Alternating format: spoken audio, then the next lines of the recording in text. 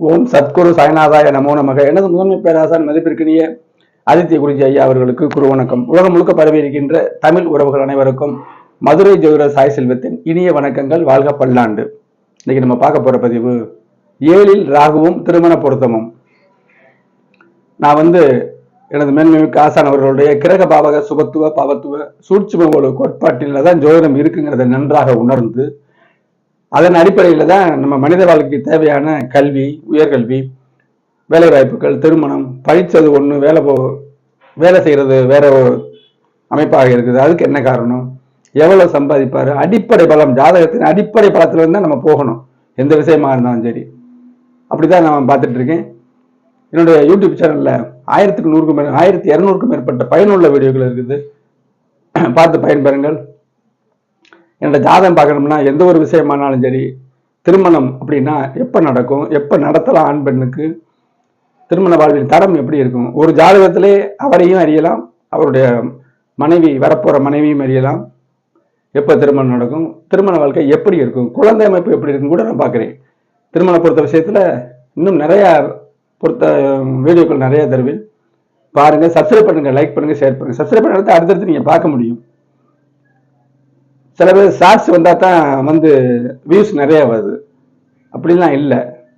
ஒரு விஷயத்த தெளிவாக சொல்லணும்னா நேரம் பிடிக்கத்தான் செய்யும். 5 நிமிஷம் 10 நிமிஷம் வரத்தான் செய்யும். தேவைப்படுபவர்கள் அவசியம் பொறுமையோடு பார்த்தா தான் ஜோதிடம் உண்மைங்கிறது உங்களுக்கு தெரிய வருங்க.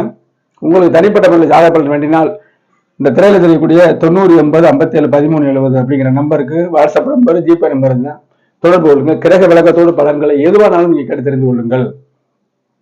இப்ப டாபிக் உள்ள போவோம். 7ல் ராகுவும் திருமண பொருத்தமும். இந்த திருமண பொருத்த விஷயம் 10 பொருத்தத்துல எதுவுமே இல்லைன்னு சொல்லியாச்சு. இப்ப என்கிட்ட மதுரையில நான் இருக்கிறேன். இந்த 10 பொருத்த கேட்டு வர்றதே இல்லைங்க. ஆரம்பத்துல வந்தாங்க, அதுல ஒண்ணுமே இல்லைன்னு உணர்த்துற உடனே ஒண்ணுமே இல்லை போயிட்டு வாங்கன்னு சொல்றது இல்லைங்க. ஏன் அது ஒண்ணுமே இல்லை 10 பொருத்தத்துலங்கிறது விளக்கி சொல்லுவேன். அவங்க என்கிட்ட பார்த்தாலும் பார்க்காட்டாலும் அதை சொல்லிதான் அனுப்புவேன். அப்படியே அடிமலை அடித்தால் அமீம் நகரம்ங்கிற அமைப்புல சொல்லி சொல்லி அதோடைய நிலை கொண்டு வந்தாச்சுங்க. இப்ப ராகு ஒரு இருட்டு கிரகம் உணர்ந்துக்கிறங்க. சனி ஒரு இருட்டு கிரகம்ங்க.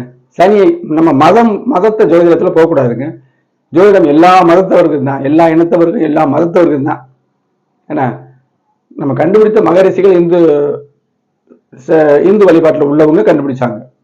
பராசரர், அப்படியே பராசரர், வராகமிகர், நிறைய பேர், 2 பேர் மெயினான அந்த காலத்தில் உள்ள உண்மையான மூல நூல் எழுதியவர்கள், ஞானிகள். அப்ப எல்லா மதத்துக்கும் தான் நம்ம எழுதி வச்சிருக்காங்க.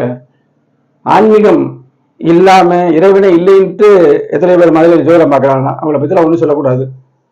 அதாவது மரத்து மேல இருந்துக்கிட்டு இது அடிமரத்தை வெட்டுறவங்க அப்படிப்பட்டவங்க. என்ன இறைவன் எல்லாமே இருக்குது. இறைவனை நம்பித்தான், இறைவன் இல்லாமல் எந்த செயலும் இல்லைங்கிற ஒரு நம்பிக்கை ஜோதிடருக்கு முதல்ல அதுதான் வேணும். அப்புறம் அவர் எப்படி சொல்றாருங்கிற பிறகு. இப்ப 7ல ராகு நான் சொன்னேன். 7ல ராகு இருக்கும்போது பார்த்த உடனே 7ல ராகு இருந்தா அதே மாதிரி ஆணோ பெண்ணோ 7ல ராகு தான் இருக்கணும் அப்படிங்கிறாங்க. 5ல ராகு இருந்தா 5ல இருக்கணும், 8ல ராகு இருந்தா 8ல இருக்கணும். இப்படிதான் சொல்றது தவறான விஷயம். நல்லா கவனிங்க. இதுக்கு ஒரு சரியான விளக்கத்தை கொடுக்குறேன். ராகு இருள், குரு ஒளி. குரு ஒளிதான் ஜோதிடம். ஒளிதான் நன்மை செய்யும், இருள் தீமை செய்யும் அப்படிங்கிறது உண்மைதானே. அப்ப அந்த ராகு ஒருத்தர் ஜாதகத்துல 7ல இருந்துச்சுன்னா மனவாழ்வு பெண்ணா இருந்தா ஆணுக்கு அங்கே குறை இருக்குன்னு அர்த்தம் அப்படின்னு சொல்லிட முடியாது. ராகு இருந்தா ஏதோ ஒரு குறை இருக்கு. அப்ப நம்ம மற்ற பார்க்கணும், சுக்கிரன் நிலையை பார்க்கணும். 7ஆம் அதிபதி 7ல ராகு இருக்காரு, 7ஆம் அதிபதியை பார்க்கணும், அப்புறம் சுக்கிரனையும் பார்க்கணும், ராசிக்கு 7ஐயும் பார்க்கணும். இப்படிதான் பார்க்கும் பொழுதுதான் அந்த பெண்ணுக்கோ ஆணுக்கோ வாழ்க்கை துணை எந்த சத்தோட வரும்னு நமக்கு தெரியும். அப்ப 7ல ராகு இருக்கு, குரு பார்வை இருக்குது, நிவர்த்தி. 7ல ராகு இருக்கு, அப்புறம் பௌர்ணமி சந்திரன் அடிக்குது, நிவர்த்தி. சுக்கிரனோட சேர்ந்து குருவும் பார்க்குது, அது பெரிய தோஷம் இல்லையே. அந்த மனவாழ்வுக்கு வரக்கூடிய ஆணா இருந்த பெண்ணும் பெண்ணா இருந்த ஆணும் வரக்கூடிய மணமகள் சத்தானவரை வருவார் சொல்லிடலாம். இப்ப நான் சொல்றது 7ல ராகு இருந்தா, தனிச்சு இருந்தா, கடுமையா இருந்தா அதே மாதிரிதான் பெண்ணுக்கு இருக்குன்னு சொல்றது நம்ம தலையிலேயே மண்ணலி போடுற மாதிரி. உண்மையில அர்த்தம் அதுதான். இது சில வார்த்தைகள்லாம் மனித வாழ்வுக்கு நன்மை செய்யணும்னு நினைக்கிற ஜோதிடர் இப்படிதான் பேசுவார். அப்படி கிடையவே கிடையாது. 7ல ராகு இருந்தால் ஒரு குறை, இருட்டு இருக்குன்னு அர்த்தம். அப்ப நம்ம லக்கணம்ங்கிறது 7ஆம் இடங்கிறது நமக்கு வரக்கூடிய வாழ்க்கை துணை. அப்ப 7ஆம் இடத்துல ஒரு இருள் இருக்குன்னா வாழ்க்கை துணைக்கு ஏதோ ஒரு இருட்டு அடிக்குது, அவங்களுடைய குணத்திலேயோ எதுலையோ அப்படின்னு அமைப்பு. அப்ப அதே மாதிரி 7ல ராகு எடுத்தா 2 பேருமே இருட்டுக்குள்ள இருக்கிற மாதிரி தான் அர்த்தம். 2 பேருமே இருட்டுக்குள்ள இருக்கிற மாதிரி தான் அர்த்தம். அப்படி இருக்கவே கூடாது. ஒரு இடத்துல 7ஆம் இடத்துல ராகு இருந்துச்சுன்னா நமக்கு பொண்ணு பார்த்தோம்னாலும் சரி, பொண்ணுக்கு மாப்பிள்ளை பார்த்தாலும் சரி, மாப்பிள்ளைக்கு பொண்ணு பார்த்தாலும் சரி, அவருடைய 7ஆம் பாவத்துல ராகு இருக்கவே கூடாது, குரு இருக்கணும். 2 மாட்டு வண்டிங்கிறது 2 மாடுகள் இழுத்துட்டு போறது. ஒரு மாடு சொத்தையா இருந்தா நம்ம எப்படி இன்னொரு மாடை வாங்குவோம்? ஒரு திடமான மாடை நம்ம வாங்கணும், அப்பதான் அட்ஜஸ்ட் பண்ணி இழுத்துட்டு போகும். ஒரு சொத்தையான மாட்டுக்கு இன்னொரு சொத்தையான மாட்டை என்ன சேர்த்தோம்னா வண்டி எப்படி போகும்? இப்படி யோசனை பண்ணுங்க. ஒரு கணவன் ஒரு வீட்டுல ஸ்ட்ராங்கா இருந்தா மனைவி கொஞ்சம் சோம்பலா இருந்தா கூட அட்ஜஸ்ட் பண்ணி போயிடும்.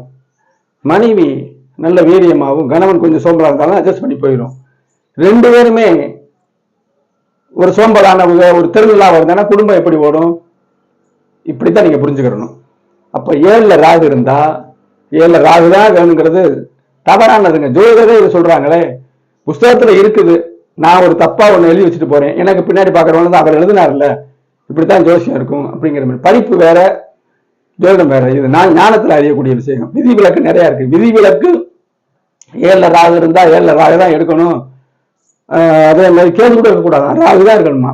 5ஆம் இடத்துல ராகு இருந்தா 5ல ராகு இருக்கணும் இப்படி சொல்றவர் ஆராய்ச்சி மனப்பான்மை இல்லாதவர் உறுதியே சொல்லிடலாம்.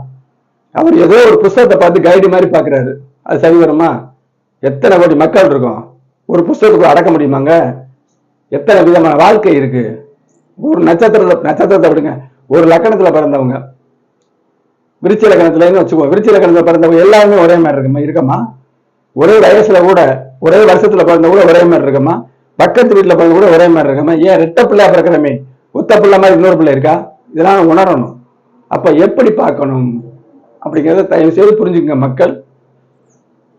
2 விதமா இதுல போட்டிருக்கேன். இந்த விருச்சிக லக்னம் துலாம் லக்னமா போட்டிருக்கேன். 7ல ராகு தான் போட்டிருக்கேன். இப்ப நான் என்ன சொன்னேன், 7ஆம் அதிபதியை பார்க்கணும்னு சொன்னேன்ல. 7ஆம் அதிபதி நீச்சமா இருக்காரு, ஆனா குரு பார்க்கிறாரு.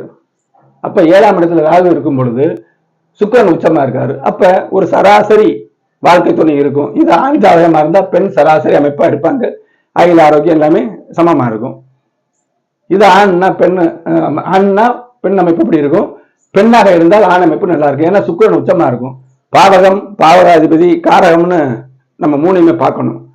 சுக்கிரன் களத்திர காரகன், 7ஆம் அதிபதி பாவகம்ங்கிறது. அங்க ஒரு இருட்டு இருக்கு, அதுக்கு வெளிச்சம் இல்லை. அந்த அதிபதி நீசமாகி குரு பார்க்கிறாரு. ஒரு 50%, எல்லாருக்கும் 100% வாழ்க்கை அமையாது. நமக்கு என்ன எழுதி இருக்கோ அதுபடி வாழ்க்கை இருக்கும். தப்பு இல்லாம இருக்கணும். 50 ரூபாய்னா நிலையா இருக்கணும், 100 ரூபாய்க்கு நமக்கு நிலையா இருக்கணும், அதுல சொட்ட வரக்கூடாது. இந்த மாதிரி அமைப்புல இருக்கிற அமைப்புக்கு இப்ப இவருக்கு எப்படி எடுக்கணும்? இதே மாதிரி 7ல ராகு இருக்கிற மாதிரி எடுக்கணுமா? எடுக்கக்கூடாது. 7ஆம் அதிபதி 7ல குரு இருக்கணும். ஆனா இந்த ஜாதகத்துல எப்படி இருக்கோ அப்படித்தான் அமைய போகுது. நம்மளா எதையும் கிரியேட் பண்ண முடியாது. ஆனால் இந்த 7ல கண்டிப்பா ராகு இருக்கவே கூடாதுங்க. 7ஆம் இடம் வெற்றிடமா கூட இருக்கலாம். 7ஆம் அதிபதியை குரு பார்க்கலாம். இவருடைய இணை ஜாதகத்துல 7ல குரு பௌர்ணமி இருந்தா மேற்கொண்டு இதுல வலிமை கம்மியா இருக்கிற மாதிரி இருந்தாலும், இதே ஒரு ஜாதகத்துல எப்படி மனைவி வருமோ அதே மாதிரிதான் வரும். நம்ம இப்போ என்னோட ஜாதகம் பார்க்கறவா கஷ்டப்படுறோம். நாங்க என் பெண்ணை ஒரு டாக்டர் மாப்பிள்ளை தான் கொடுக்குறோம், ஆசைப்படுது. ஆசை வர வரைக்கும் தான் அந்த கிரகங்கள் இருக்கும். கண்டிப்பா மருத்துவர் டாக்டருக்கு தான் அவர் கட்டி கொடுக்குறோம். அந்த ஜாதகத்துல விதி இருக்கணும். 7ஆம் இடத்துல செவ்வாய் இருந்து வெளிச்சமா இருக்கும். சுக்கிரன் செவ்வாயோட சம்பந்தப்பட்டு வெளிச்சமா இருந்தா மருத்துவர் அப்படி சொல்லலாம். அல்லது செவ்வாய் சம்பந்தப்பட்ட இன்ஜினியர் இருக்கலாம், மருத்துவர் இருக்கலாம், பல் மருத்துவராக இருக்கலாம். இந்த மாதிரி அமைப்புகள் வரும். கட்டட இன்ஜினியராக இருக்கலாம், செவ்வாய் சனி சம்பந்தப்பட்ட கட்டட இன்ஜினியர் இப்படி சொல்லிடலாம். ஆனா என்ன தரம் இருக்கோ அதுதான் நமக்கு. ஆனால் நம்ம நினைப்பு 7ல ராகு இருந்தா 7ல ராகு எடுக்கவே கூடாதுங்க. 7ல வெளிச்சம் தான் இருக்கணும் அப்படின்னு சொல்லிட்டேன். சரி, இந்த லக்னத்தை எடுங்க. தனுசு இலக்கணம் ஆணோ பெண்ணோ வச்சுக்கோங்க. 7ல ராகு இருக்கு. இங்க கூட இந்த ராகுக்கு குரு எந்த சுப தொடர்பு இல்லை. இந்த லக்னத்துக்கு 7ஆம் இடத்துக்கு குரு பார்க்கிறாரு, அற்புதமா இருக்கும். முதல்ல அவர் ஒரு பின்தங்கி இருப்பார், அப்புறம் நிறைவாவாரு. முதல்ல பாவத்துவம் அப்புறம் சுபத்துவம் இப்படின்னு எடுத்துக்கிறணும். இப்போ இந்த இடத்துக்கு சுக்கரனை பாருங்க, திக்பலமா வராரு, 4ஆம் இடத்துல இருக்காரு. இந்த லக்கணத்துக்கு குடும்பாதிபதி செவ்வாய் வந்து குரு பார்வையில் இருக்காரு. இதுக்கு குடும்பத்துல குரு இருக்கு. அப்ப நல்ல ஒரு மனைவி, 7ல ராகு இருந்தாலும் நல்ல ஒரு ஆணுக்கு நல்ல பெண்ணும், பெண்ணுக்கு நல்ல ஆணும் கிடைக்குங்கிறது ஒரு ஜாதகத்திலே தெரியும். நான் பொருத்தம் பார்த்தேன்னா ரெண்டையுமே இணைக்க மாட்டேன். 10 பொருத்தம் பார்க்கற போதே ரெண்டையுமே எடுப்பாங்க, எடுத்த உடனே. அப்படி எடுக்கவே கூடாது. ஆணை பெற்றவங்க வந்தாங்கன்னா ஜாதகத்தை வச்சு அவர் எப்படி, மனைவி எப்படி, அப்பா எப்படி, அம்மா எப்படி, வாழ்க்கை எப்படி இருக்கு எல்லாமே பார்த்துடலாமே. அதே மாதிரிதானே வாழ்க்கை தினம் வரும். இந்த ஜாதகத்துல நல்ல அமைப்பு இருந்தால் நம்ம கண்ணை மூடி எடுக்கலாம்.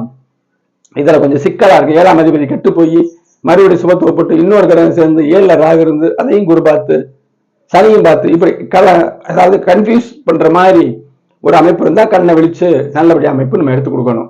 எப்படி பார்த்தாலுமே நான் விழிப்போட தான் எடுத்து கொடுப்பேன். இந்த தசாபுத்தியில பார்ப்பேன். கல்யாணத்துக்கு பிறகு 50 வருஷம் 60 வருஷத்துக்கு எப்படி இருப்பாங்க கடைசி வரைக்கும் அப்படிங்கிறதையும் பார்க்கணும். ஒரு வார்த்தையில எதுவுமே சொல்ல முடியாது. இதெல்லாம் 10 பொறுத்தது வருதா, நல்லா யோசிங்க. இப்ப இந்த லக்னம் 7ஆம் அதிபதி குரு பார்த்துட்டாங்க, சுக்கரன் நல்லா இருக்காரு. அப்ப இவருக்கு எப்படி, இப்ப இவருக்கு எப்படி அமையும்? 7ல ராகு இருக்கிற மாதிரி அமையவே அமையாது. நம்ம என்னது சேர்க்கிறது? இருந்தாலும் இந்த நினைப்பு இருக்கக்கூடாது, தவறான வார்த்தையை வரக்கூடாது. இந்த விளக்கம் சொல்றேன். நம்மளாவே நமக்கு நல்ல விதி இருந்தா, கெட்டடத்துக்கு நமக்கு நல்ல விதி இருந்தால், நல்ல மனைவி அமைய இருந்தா, நம்ம போய் தேர்ந்த இடத்துல சரியில்லாத மனைவி வந்தா கூட நின்று போகும். அதே மாதிரி நமக்கு இவ்வளவுதான் சத்து, இல்வாழ்க்கை சுமாரா தான் இருக்கும்னா ஒரு நல்ல மனைவியோ கணவனோ வந்தா கூட நின்று போகும். நமக்கு என்ன அமைப்பு இருக்கோ அதுதான் வந்து சேரும். அப்ப 7ல ராகு இருந்தா, 7ல ராகு தான் இருக்கணுங்கிறது அவசியம் இல்லை. 7ல ராகு இருந்து 5ல ராகு இருந்தா புத்திர தோஷம்னு காட்டும். அந்த அதிபதி எங்க இருக்குன்னு பார்க்கணும். அப்ப 5ல ராகு இருந்து இன்னொரு ஜாதகத்துல 5 ஒரு ஜாதகத்துல குழந்தை பாக்கியம் லேட்டாகுங்கிறது அர்த்தம். ராகு இருட்டு, பாம்பு எடுக்க வேணாம், இருட்டு. அதே மாதிரி இன்னொரு இருட்டு எடுத்தோம், நம்ம குழந்தை பாக்கியம் மேற்கொண்டு தாமதம் ஆகுறதா? நல்லா யோசிங்க. ஒரு ஜாதகத்துல புத்திர தோஷம் இருந்தா இன்னொரு ஜாதகத்துல புத்திர தோஷம் இல்லாம பார்க்கணும். அப்படித்தானே? 8 ஆரோக்கியம் அப்படி பாதிக்கப்பட்டா அந்த ஜாதகத்துல அதே மாதிரி மனமனம் ஆரோக்கிய பாதிப்புனா 2 பேரும் ஆரோக்கிய பாதிப்பு உள்ளவங்களை சேர்த்து வைப்பாங்களா? நல்லா யோசிங்க. அப்போ ஒரு ஜாதகத்துல பின்னாடி வெளிச்ச, ஒரு ஜாதகத்துல முத்தாய்ப்பா சொல்றேன், ஒரு ஜாதகத்துல எந்த பாவத்துல இருட்டு இருந்தா இன்னொரு ஜாதகத்துல இருட்டு இல்லாம எடுக்கணுங்க. அதுதான் வாழ்க்கை நல்லபடியா இருக்கும்.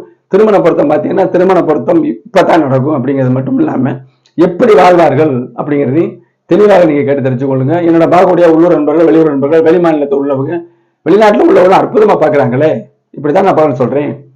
இதுலதான் ஜோதிடமே இருக்கு. எனவே என்னுடைய சேனலை திருமண பொருத்த அமைப்பு பொருத்தி எத்தனையோ வீடியோக்கள் போட போறேன், ராகு திசையை பத்தி போட போறேன், என்னென்ன ஜோதிடத்தில் இருக்கோ அத்தனையும் போட போறேன். நீங்க பார்த்துட்டே இருங்க.